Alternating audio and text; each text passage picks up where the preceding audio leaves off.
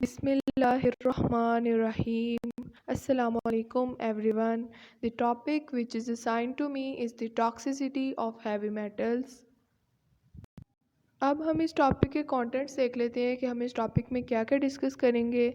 सबसे पहले हम इस टॉपिक का इंट्रो लेंगे, फिर हम टॉक्सिसिटी के बारे में डिस्कस करेंगे कि टॉक्सिसिटी क्या होती है। फिर हम हैवी मेटल्स और उनके सोर्सेज के बारे में जानेंगे। फिर हम कुछ ऐसे हैवी मेटल्स को देखेंगे जो कि माहौल और इंसानी ज़िंदगी पर असरअंदाज होते हैं। उनके हार्मफुल इफ़ेक्ट्स को देखेंगे जिनमें हमारे पास लेड, मरकरी, कैडमियम, आर्सेनिक और कॉपर और ऐसे बहुत से हैवी मेटल्स आ जाते हैं। अब हम इस टॉपिक का इंट्रोडक्शन देख लेते हैं। हैवी मेटल्स वो मेटल्स होते हैं जिनकी स्पेसिफिक ग्रेविटी फोर्स से ज़्यादा होती है। आमतौर पर बहुत से हैवी मेटल्स इंडस्ट्रियल एक्टिविटीज़ के थ्रू प्रोड्यूस होते हैं, जिनमें हमारे पास आर्सेनिक, लेड, मरकरी, कैडमियम और कॉपर आ जाते हैं।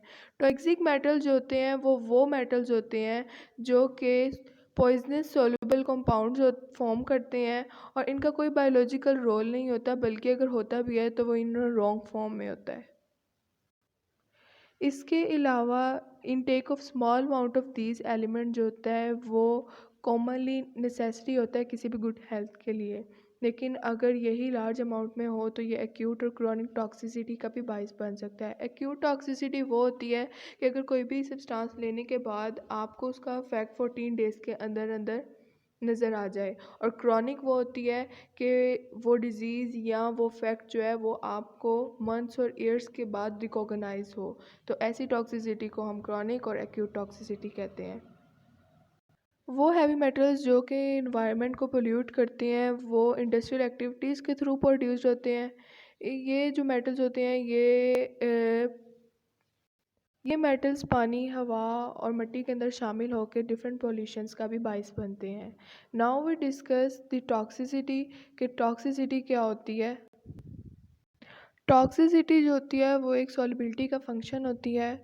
इसके अलावा बहुत से इनसॉल्युबल कंपाउंड्स और इसके साथ साथ जो मेटालिक फॉर्म्स हैं, अगर इनको अक्सर इन मेटालिक फॉर्म्स और इनसॉल्युबल कंपाउंड्स को अगर ना होने के बराबर भी लिया जाता है, मतलब कि बहुत थोड़ा भी लिया जाता है, तो ये फिर भी टॉक्सिसिटी का बायस बनते हैं।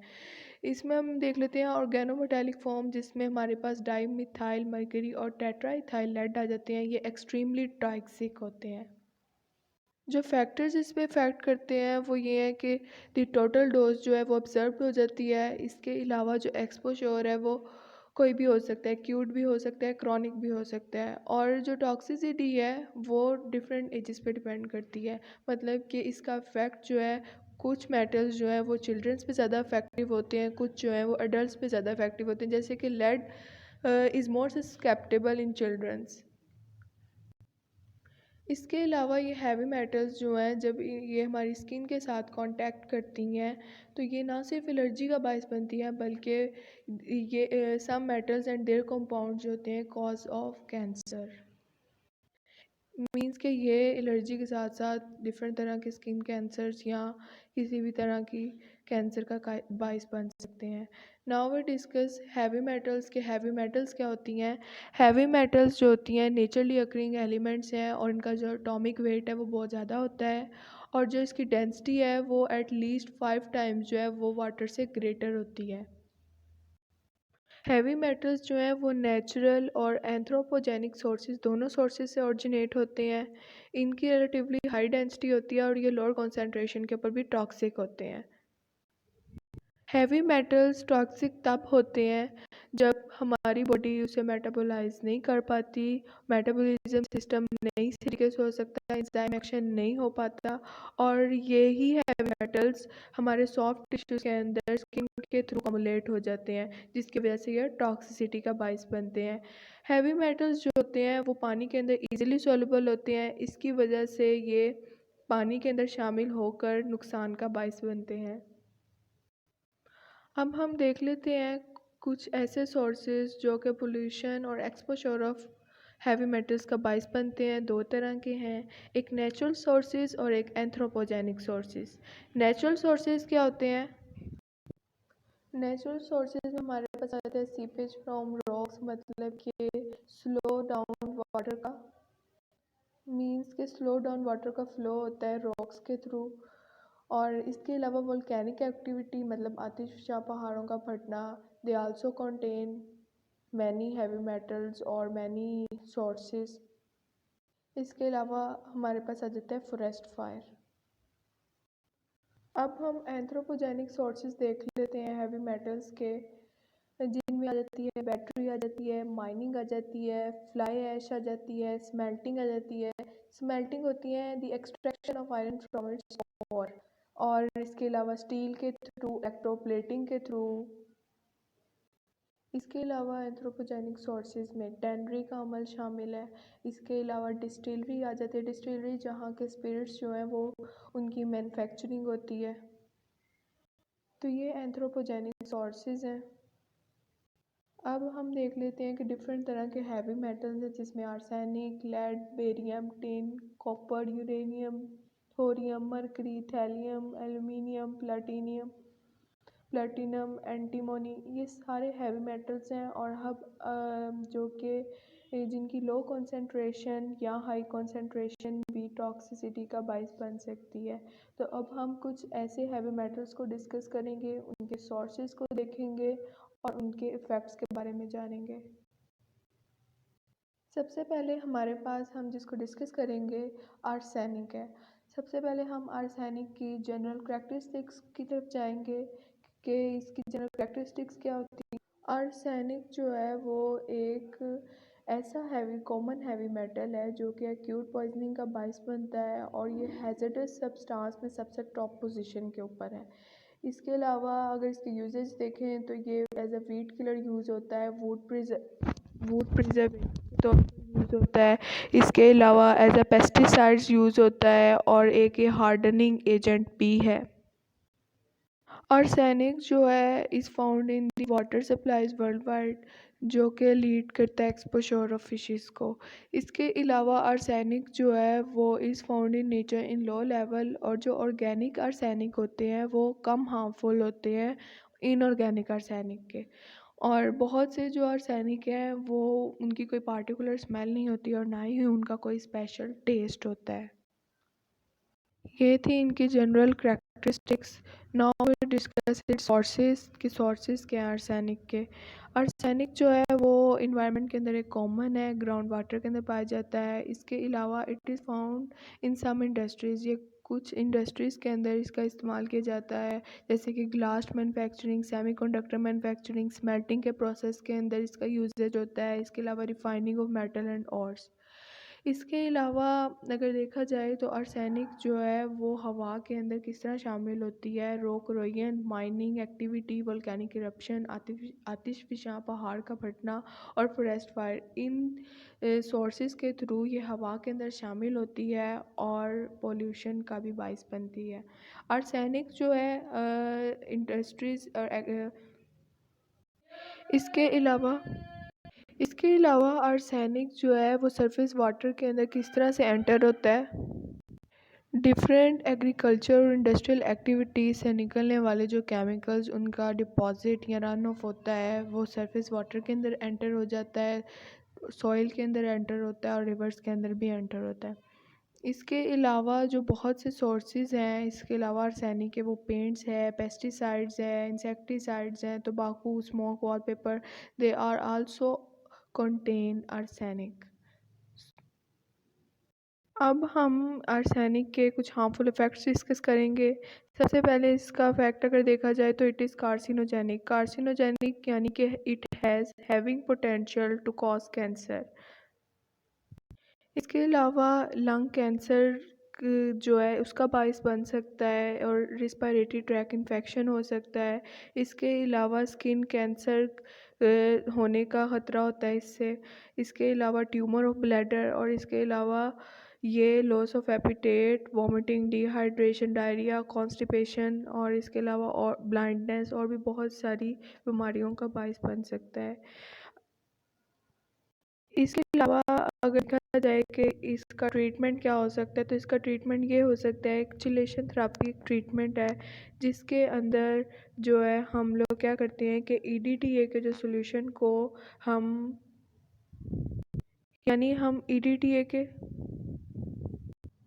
यानी हम ईडीटीए के सॉल्यूशन को ब्लड स्ट्रीम के अंदर इंजेक्ट करवाते हैं हैवी मेटल्स के को रिमूव करने के लिए। किसी बॉडी के अंदर हम उसके ब्लड स्ट्रीम के अंदर ईडीटीए को इंजेक्ट करवाते हैं for the removal of heavy metals, तो उसको हम चिलेशन थेरेपी कहते हैं। तो ये इसका ट्रीटमेंट हो गया। इसके अलावा नाउ अब अगर हम लोग इस पिक्चर को देखें तो इसमें भी आर्सेनिक पॉइजनिंग दिखाई गई है कि ये नर्व डैमेज का बायस बनता है, स्किन डैमेजिंग का, और भी बहुत सी प्रॉब्लम्स का, कैंसर्स का, जैसे कि हम पीछे हार्मफुल फैक्ट्स के अंदर डिस्कस कर आए हैं। नाउ अब हम नेक्स्ट जो है हैवी मेटल की तरफ चलते हैं जिसमें लेड आता है, और हम डिस्कस करते हैं कि लेड के क्या जनरल करैक्टरिस्टिक्स हैं। लेड की जनरल कैरेक्टरिस्टिक्स को देखा जाए तो लेड नेचुरली अक्रिंग जो है वो है मेटल है, जो कि ब्लूइश ग्री मेटल है, और ये स्मॉल अमाउंट में अर्थ क्रस्ट में पाया जाता है। It is very soft metal और इसका कोई टेस्ट और स्मेल नहीं है। It is found in all parts of the environment, और ये कहाँ से आता है? It came through human activities. इंसानी सरगर्मियों के ज़रिए से ये मतलब कि आता है, जैसे कि जिनमें हमारे पास आ जाते हैं माइनिंग का प्रोसेस है, मैन्युफैक्चरिंग है, या बर्निंग ऑफ फॉसिल फ्यूल्स है। Now we discuss its sources के लेड जो है वो कहाँ कहाँ या किस किस जगह से हमें मिलता है। House plant made from lead, जो हाउस प्लांट हैं वो लेड से बने होते हैं। इसके अलावा पोट्री, ग्लेस, सिरामिक्स मटेरियल जो हैं ये भी लेड से ही बने हुए होते हैं। पाइप्स, बुलेट्स, टॉयज, पेंट्स, इन सब के अंदर किसी न किसी तरह लेड जो है वो शामिल होता है। X rays, shield, batteries, antiques, cable covering, PVC, polyvinyl chloride, इसके अलावा प्लास्टिक्स, पेस्टिसाइड्स, पेंसिल्स, इन सब ये सब जो हैं लेड के सोर्सेज हैं। Now we discuss the harmful effects of the lead.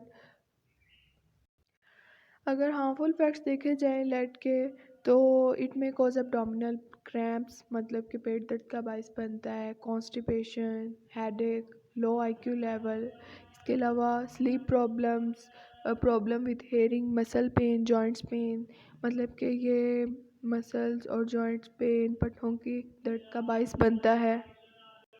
इसके अलावा ये हाई ब्लड प्रेशर का बायस बनता है और डिक्लाइन होती है मेंटल फंक्शनिंग के अंदर।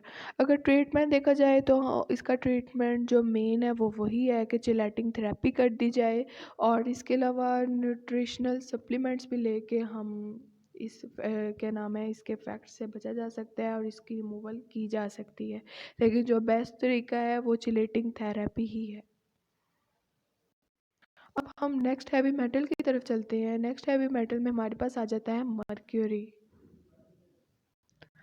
अब हम देख लेते हैं मर्क्यूरी के कुछ जनरल करैक्टरिस्टिक्स को, जिनमें हमारे पास सबसे पहले आ जाता है कि ये एक shiny silver white odourless liquid है। ठीक है, इसके अलावा ये लिक्विड फॉर्म में होता है रूम टेम्परेचर के ऊपर। ये 3 तरह की फॉर्म्स में पाया जाता है, जिनमें हमारे पास आ जाती है एक elemental mercury, second one organic, और last one inorganic mercury. Mercury जो है वो हमें नेचुरल इन्वायरमेंट के अंदर मिलती है by the degassing of the earth crust या फिर वोल्केनिक एमिशन के थ्रू। इसके अलावा अब हम ये डिस्कस करेंगे कि जनरल कैरेक्टरिस्टिक्स के बाद हम इसके सोर्सेज देखेंगे। अगर सोर्सेज की तरफ देखा जाए तो ये it is used in the paper industries और माइनिंग ऑपरेशन के अंदर ये इस्तेमाल होती है। इसके अलावा जो मेटालिक मर्क्यूरी है वो क्लोरीन गैस और कास्टिक सोडा के अंदर इस्तेमाल होती है, और बहुत से रिएक्शंस के अंदर, केमिकल रिएक्शंस के अंदर हम मर्क्यूरी को एज अ कैटालिस्ट भी यूज़ करते हैं। इसके अलावा ये थर्मामीटर के अंदर यूज़ होती है। थर्मामीटर के अंदर हम आमतौर पर देखते हैं कि जिधर से जो बारीक सी लाइन आ रही होती है जिसके ऊपर रीडिंग होती है, और हम देखते हैं कि ये रीडिंग कहाँ तक जाती है या वो लाइन कहाँ तक जाती है, तो वो मर्क्यूरी ही उसके अंदर होती है, जो कि जो कि टेम्परेचर ज़्यादा होने पर या कम होने पर ऊपर या नीचे की तरफ उसकी रीडिंग बढ़ती है या कम होती है। इसके अलावा लाइटनिंग क्रीम्स के अंदर और एंटीसेप्टिक ऑइंटमेंट्स के अंदर भी मर्क्यूरी का इस्तेमाल होता है। अब हम मर्क्यूरी के कुछ हार्मफुल इफ़ेक्ट्स को डिस्कस कर लेते हैं कि it may cause change in the vision, memory, hearing. इसके अलावा ये रैपिडली ट्रांसपोर्ट करता है ब्लड को। इसके अलावा जो है ये आपकी स्किन और म्यूकस मेम्ब्रेन को डैमेज कर देता है, क्रोड्स होता है डैमेज कर देना। डिटोरिएट्स करता है ये आपके नर्वस सिस्टम को, मतलब कि आपके नर्वस सिस्टम को डैमेज कर देता है, उसको तबाह कर देता है। मर्क्यूरी जो होती है लंग्स जो हैं वो ऑब्जर्व कर लेती है और गैस्ट्रो इंटेस्टिनल फंक्शन का बाइस बनते हैं। इसके अलावा जो मेन कॉज है मर्क्यूरी का वो ये है कि मिनामेटा डिजीज़, ये मिनामेटा डिजीज़ का बाइस बनती है। मिनामेटा डिजीज़ के अंदर होता क्या है कि आपके हाथ और पाँव का मुड़ जाना। इसके अलावा ये एक बहुत बड़ा न्यूरोलॉजिकल डिसऑर्डर है। मिनामेटा डिजीज़ एक बहुत बड़ी न्यूरोलॉजिकल डिजीज़ है जिसके अंदर हाथ और पाँव का मुड़ जाना, ये आपके मसल की वीकनेस का भी बाइस बनता है। इसके अलावा ये आपके हेयरिंग और विजन और स्पीच के प्रोसेस को भी डैमेज करता है, उसके लिए भी नुकसानदेह साबित होता है। अगर हम इसके ट्रीटमेंट की बात करें तो ट्रीटमेंट में हमारे पास सबसे मेन जो ट्रीटमेंट है वो यही है चिलेटिंग एजेंट, जैसे कि जिसके बारे में हम पहले भी पढ़ रहे हैं कि जिसमें हम EDTA जो है वो इंजेक्ट करते हैं ब्लड स्ट्रीम के अंदर for the removal of heavy metals. और जो नेक्स्ट है वो थेराप्यूटिक एजेंट है। कीमोथेराप्यूटिक एजेंट ये एक अलग ट्रीटमेंट है जिसके थ्रू हम हार्मफुल इफ़ेक्ट्स को कम कर सकते हैं या ख़त्म कर सकते हैं मर्करी के। Now we discuss another heavy metal. अब हम एक और हैवी मेटल को डिस्कस कर लेते हैं जिसमें हमारे पास आ जाता है कैडमियम। कैडमियम के हम अगर जनरल कैरेक्टरिस्टिक्स की बात करें, अगर हम इसके जनरल कैरेक्टरिस्टिक्स की तरफ देखें तो जनरल कैरेक्टरिस्टिक में कैडमियम जो है वो एक सॉफ्ट मेलिएबल डक्टाइल और ब्लूइश वाइट मेटल है। इसके अलावा ये वाटर के अंदर इनसॉल्युबल होता है, इसलिए इट इज़ नॉट फ्लेमेबल। इसके बाद अगर हम देखें तो कैडमियम जो है वो क्रोयन से रेजिस्टेंट में मदद देता है। इसका मतलब कि ये एक प्रोटेक्टिव प्लेट है और ये हमें रस्ट से भी बचाती है, मतलब कि अगर ये प्लेट ऊपर लग जाए तो हम रस्ट से काफ़ी हद तक बच सकती है, या फिर ऑब्जेक्ट या वो चीज़ जो है वो रेस्टिंग प्रोसेस से काफ़ी हद तक बच सकती है। अगर हम इसके सोर्सेज की बात करें तो स्मॉल पार्टिकल्स जो है वो इसके हवा में ऑलरेडी मौजूद होते हैं। स्मेल्टिंग, सोल्डरिंग और हाई टेम्परेचर इंडस्ट्रीज़ के थ्रू जो है ये हवा के अंदर शामिल ऑलरेडी होते हैं। इसके स्मॉल पार्टिकल्स हवा के अंदर मौजूद होते हैं। इसके अलावा बैटरी, प्लास्टिक और मेटल प्लेटिंग के अंदर भी इनका इस्तेमाल होता है। अगर हम इसके हार्मफुल फैक्ट्स की तरफ आएँ तो उनमें हमारे पास सबसे पहले ये आ जाता है कि सांस लेने में दुश्वारी होती है। इसके अलावा गैस्ट्रो इंटेस्टिनल इफेक्ट्स का बायस बनता है, मतलब कि वॉमिटिंग, नोज़िया और भी बहुत सारी बीमारियों का बायस बनता है। इसके अलावा cardiovascular hypertension, high blood pressure का बायस बनता है। बोन लूज डेंसिटी, जो आपकी हड्डियाँ हैं वो कमज़ोर पड़ जाती हैं। इसके अलावा इसका जो मेन कोज़ है वो है इटाई डिजीज़। इटाई डिजीज़ के अंदर होता क्या है कि आपकी जो बोन्स है उनमें सीवियर तरह की पेन होती है। स्पाइन और जॉइंट्स के अंदर बहुत ज़्यादा पेन का बायस बनता है। इसके अलावा अगर इसका ट्रीटमेंट देखा जाए तो एक तो ये है कि फ्लूइड रिप्लेसमेंट कर दी जाए, और जो नेक्स्ट ट्रीटमेंट है वो चिलेशन थेरेपी ही है जो कि बहुत इफ़ेक्टिव ट्रीटमेंट है और ये आपके हार्मफुल इफ़ेक्ट्स को भी कम कर सकता है। नेक्स्ट जो हैवी मेटल हम डिस्कस करेंगे वो हमारे पास आ जाता है कॉपर। कॉपर की अगर जनरल कैरेक्टरिस्टिक्स की तरफ जाएं तो वो आ जाती हैं हमारे पास। कॉपर जो है रेडिश ब्राउन डक्टाइल मेटल है, और कॉपर जो है वो is valued for its high electric conductivity. High electrical conductivity की वजह से इसकी जो वैल्यू है वो भी ज़्यादा है, और ये भी क्रोइन के अंदर रेजिस्टेंस पैदा करती है और क्रोइन के अमल को कम करती है और प्रिवेंट करती है और रस्टिंग से भी बचाती है। It is distributed in natural in ores. इसके अलावा अगर हम इसके सोर्सेज को देखें तो सोर्सेज जो हैं, जो हवा में पाई जाने वाली डस्ट है उसके अंदर कॉपर मौजूद होता है। इसके अलावा जो फॉरेस्ट फायर जो है जब पानी के अंदर या हवा के अंदर, सॉइल और रॉक्स के अंदर जब शामिल होती है तो उसके अंदर भी इसकी मौजूदगी होती है। इसके अलावा इसके सोर्सेज में वेस्ट डिस्पोजल शामिल है, माइनिंग और मेटल प्रोडक्शन शामिल है। मतलब कि during metal production, mining, waste disposal, ये जो हैं कॉपर के सोर्सेज हैं। हार्मफुल इफ़ेक्ट्स अगर कॉपर के देखे जाएं तो ये हमारे जिंक बैलेंस को डिस्टर्ब करता है, हाई एंजाइटी का बायस बनता है, पेन, अटैक्स, डिप्रेशन का बायस बनता है, फटीग होती है, इससे आपको थकावट महसूस होती है, ऑस्टियोपोरोसिस का अमल होता है, मतलब कि आपकी हड्डियों का खोखला हो जाना, white, grey and silver hair जो बाल हैं वो सफ़ेद कलर के हो जाते हैं, और इसके अलावा ड्राई स्किन, आपकी जो स्किन है वो ड्राई हो जाती है, और जो आपका जो कंट्रोल है वो लॉस हो जाता है किसी भी चीज़ के ऊपर। अगर ट्रीटमेंट को देखा जाए तो ट्रीटमेंट इसका भी वही मेन ट्रीटमेंट है कि चिलेशन थेरेपी के थ्रू जो है इफ़ेक्ट्स को कम किया जा सकता है या ख़त्म किया जा सकता है, और हैवी मेटल्स को रिमूव किया जा सकता है। हम जानते हैं कि इसके अलावा बहुत से ऐसे हैवी मेटल्स हैं जो कि जिनकी लो या हाई कंसंट्रेशन जो है वो टॉक्सिसिटी का बायस बनती है, लेकिन जो हमने यहाँ डिस्कस किए वो मेन हैवी मेटल्स थे, और हमने उनके सोर्सेज और हार्मफुल इफ़ेक्ट्स को डिस्कस किया। और ये जो हैवी मेटल्स हैं ये हमारे एनवायरनमेंट को आलूदा करते हैं और बहुत सी डिजीज़ेज़ और जो है बीमारियों का बायस बनते हैं, और हमारी हेल्थ पे बहुत ज़्यादा अफेक्ट करते हैं। ना सिर्फ हेल्थ पे, माहौल पे भी बहुत ज़्यादा अफेक्टिव होते हैं ये। इसके अलावा ये ना सिर्फ इंसानी जिस्म के ऊपर अफेक्ट करते हैं, बल्कि ये इर्द गिर्द मौजूद माहौल के साथ साथ आबी मखलूक़ात और पानी में रहने वाले जानवरों के लिए भी मौजर साबित होते हैं, जिसकी वजह से हर साल कई जानवर जो है वो जिससे कई जानवरों को बहुत ज़्यादा नुकसान पहुंचता है। इसलिए हमें इसकी प्रिकॉशंस के लिए जो है इंडस्ट्रीज़, एग्रीकल्चर इंडस्ट्रीज़ या केमिकल इंडस्ट्रीज़ के अंदर कुछ ऐसे फ़िल्टर्स लगाने चाहिए जिससे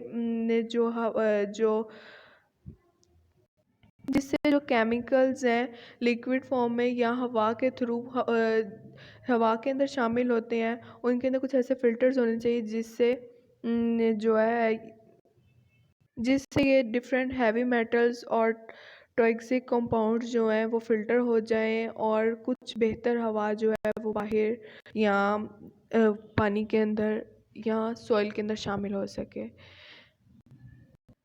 So this is the end of my topic. If you have any question regarding this topic, then you can ask me in the comment section.